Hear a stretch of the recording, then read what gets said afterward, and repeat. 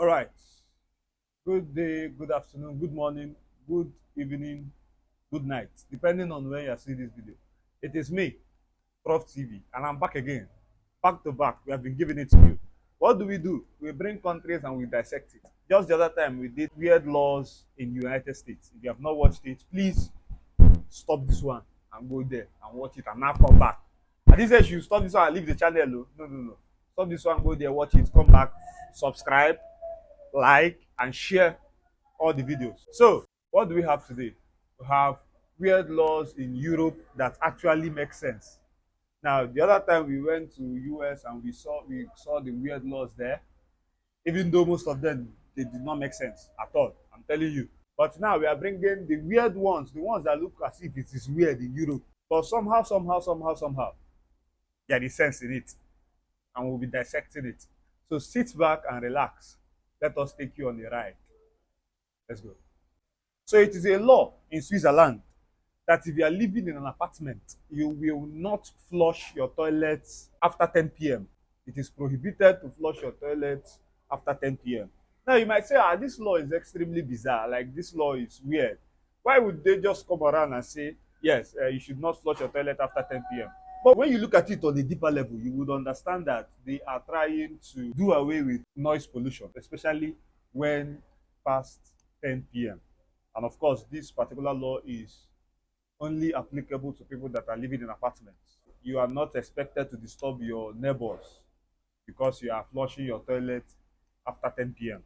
So you see that the law is kind of weird, but it makes sense in a way. Let's go to the next one.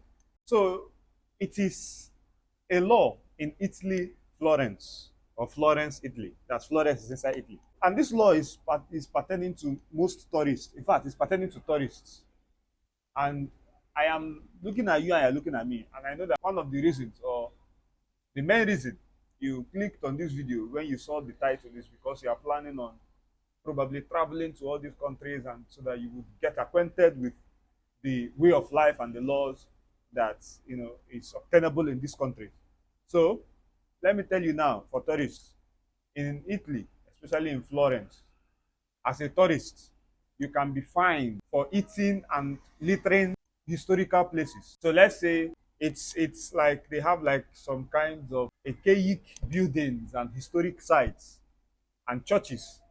So when you are caught littering, what do you mean littering? Eating snacks around these historic places, you are going to be fined. You'll be punished severely.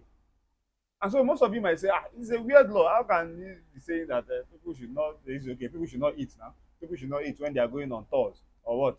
Eat in your house, eat in your hotel rooms if you are there as a tourist. Because if they catch you eating in all these historical sites, the places that if those places were dirty, would you have come there? Would it have attracted you? So they are trying to maintain the cleanliness of those places. Yes, it's a weird law, because how can you just put it in a law that you should not eat around, a particular place? But if you looking at it on the deeper level, you now see that these laws are very important, because if you don't put these laws, people, for example, from Nigeria that are going there, it's not as if I am trying to demarcate Nigeria, but our own way of doing things. They might go and eat something and litter everywhere. And when they litter everywhere, the place will now become unconducive, and people would now not want to come there because of the dirtiness of the environment. So it was a very important law, even though it's kind of weird, but I hope you see how it makes sense. Let us go to the next one. In Denmark, actually, I'm looking at how this one makes sense, but of course, because of the caring nature of this particular law, I would think, they think it makes sense. In Denmark, you are expected to check under your car for sleeping children before you drive it out. Like it is a law that they put there. Say, if you want to drive out your car, you must first of all check under your cars for sleeping children.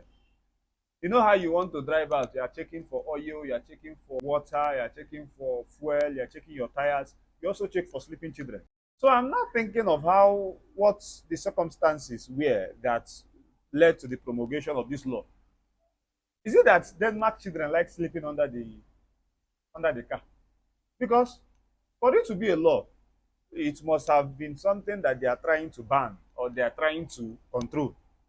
So it's possible that some children were sleeping under a car, and the driver of that particular car did not do his due diligence. He did not check under his cars to see whether there are children under the car. He just carried the car and started going and probably killed the children. So they now put it as a law that if you want to drive your car, you must check under your car for sleeping children. Of course, it is a very weird law, but if you still look at it somehow with the other eye, you will now see that most of the times children are usually careless. And if you see a country that is as clean as Denmark, where if children are playing, they play a lot, they will now just lie down on the floor and they will, because of tiredness and all that, they will now sleep. So in case you want to come and drive out of your house, you must have to check to see if there are tired children that are under your tire. See rhyme. Let's go to the next one. In Spain, in Barcelona, in Spain, I know most of you don't know that Barcelona is a place in Spain. Only what you know about Barcelona is that it is a club that Messi played for. Now, in Barcelona, in Spain, it is an offense. It is illegal to wear swimsuit and walk around on swimsuit or swimwear unless you're on the beach. Yes, it is a law that you cannot walk around on swimwears unless you're on the beach. Now, you know that swimwear is a kind of wear that is usually revealing. So when you're in a beach or you're in a swimming pool, you see that all those kinds of things that people wear, they are the kinds of clothes that are revealing. And so Spain, especially Barcelona, they don't want you to be walking around revealing your body, around just walking around, unless you're on the beach. So there are some things that even people wear, that even though it is not swimwear, but it is serving the same purpose as a swimwear by exposing most of your body parts.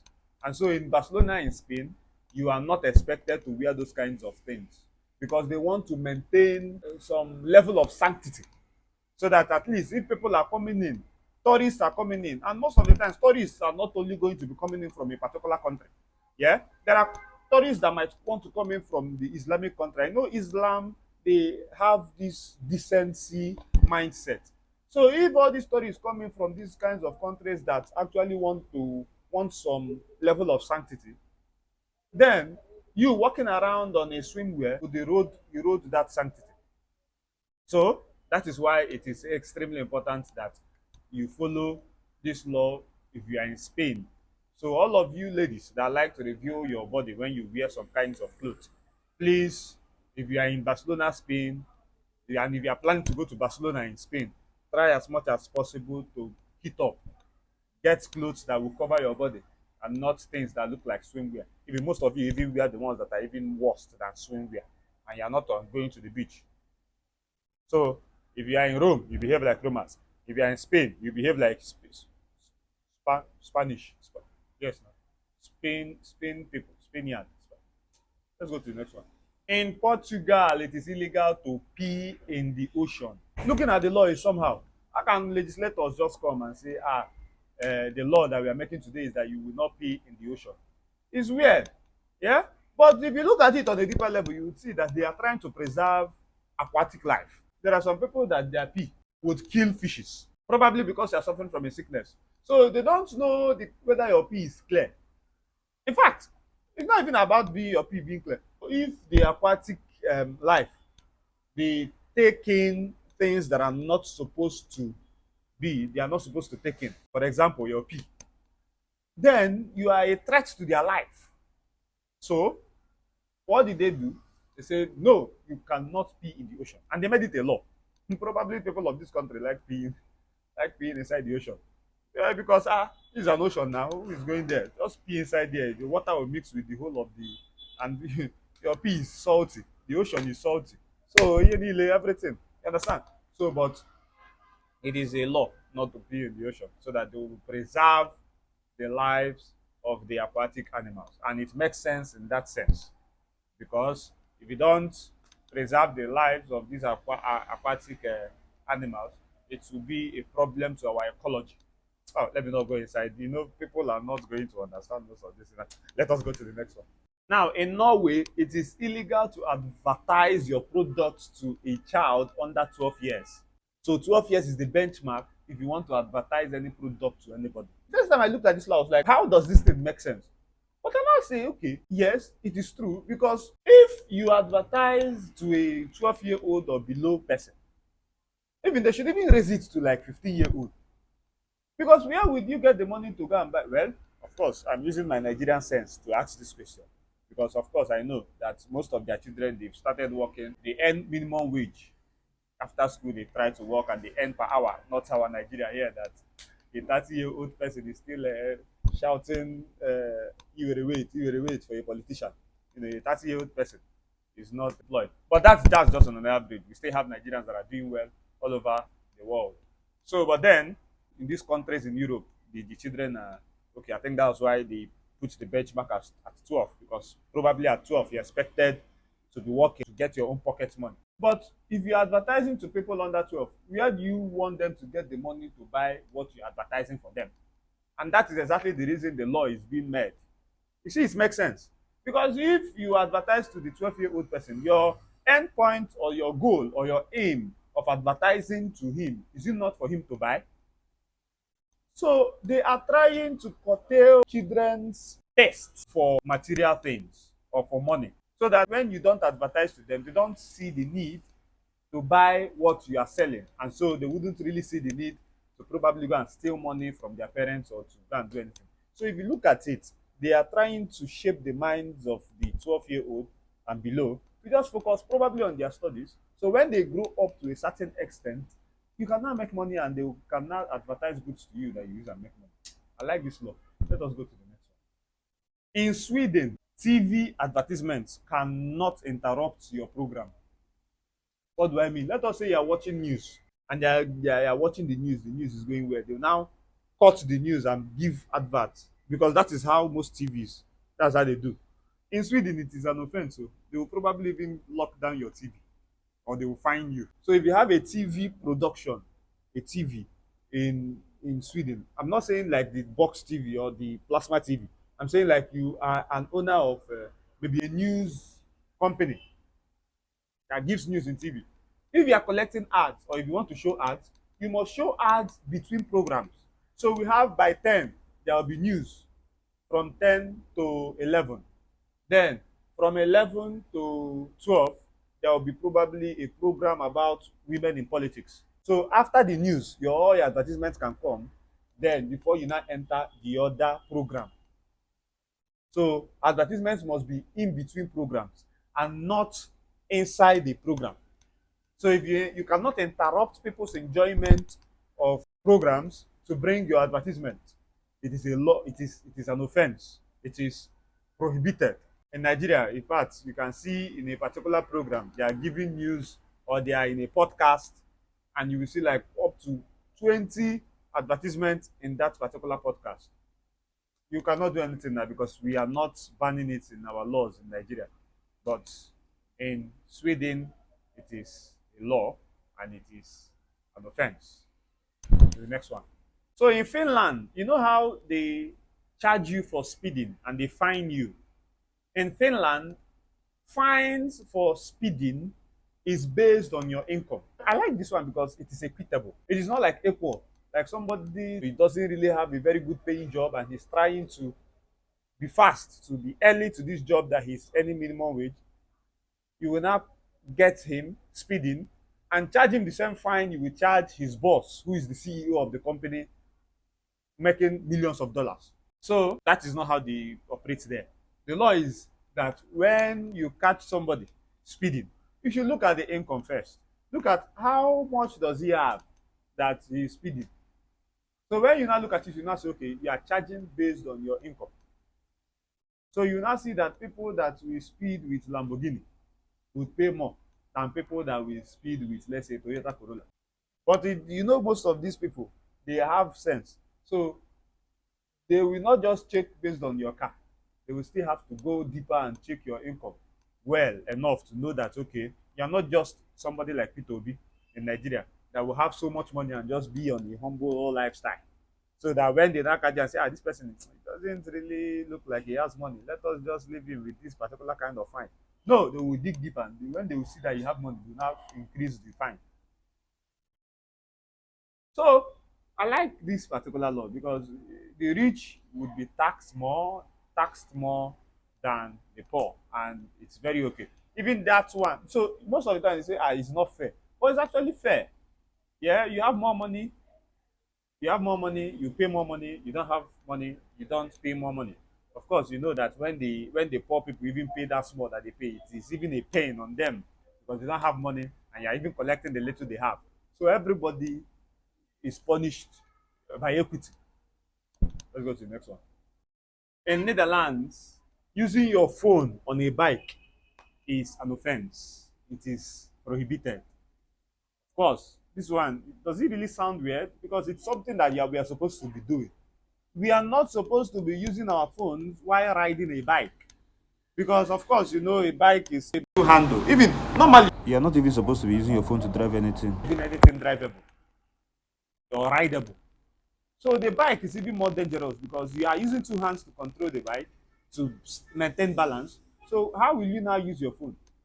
Because if you use one hand to be riding your bike and you're using one hand to be pressing your phone, of course, apart from the fact that your eyes is not even on the road, they are on your phone, you have lost balance. So there is something that might happen, an emergency that you would want to swerve with your hand. It will not be possible unless maybe you throw the phone away in order to get balance. So this law is not even weird. Even though for it to be a law, you know, it's sounding somehow, but it's not weird. It's safety precautions, safety measures. We are supposed not to, you know, use our phones while driving anything. So in Netherlands, it's a law. It's an offense that if they catch you riding a bike and you are pressing your phone, you will be punished. So that that debt you want to die. Is it that buy you want to buy? They will not allow you to buy it. Let's go to the next one. So in Austria, you are not expected to mow your lawn loudly on a Sunday. On a Sunday, Sundays are expected to be peaceful and quiet. So any loud noise will be a problem. So loud because I think they mow their lawn, you know, very well there, and most of the time that lawn mower, sorry, that most of the time that lawn mower is usually noisy, and so probably it will disturb the people that are in your neighborhood. So the law is now clear that on a Sunday, you can do it any other day, but on a Sunday that is expected to be peaceful and quiet in the European country, you are not expected to mourn your load. Hey. You're not expected to make any noisy sounds. So that is it. So if you look at it on a deeper level, it is extremely important and it is extremely nice because people are expected to enjoy at least a day of peace and quiet. If that Sunday is a day that they are in the house, they are not going to work, they're expected to just have some kind of peace and quiet on that Sunday. So you trying to disturb them, you know, on the day that they are not working and on the day they are expected to be relaxing in the house, you're a wicked person, and so you must be punished. So thank you very much for watching. Do well to like, share, and subscribe, and I'll meet you on the next one. Thank you.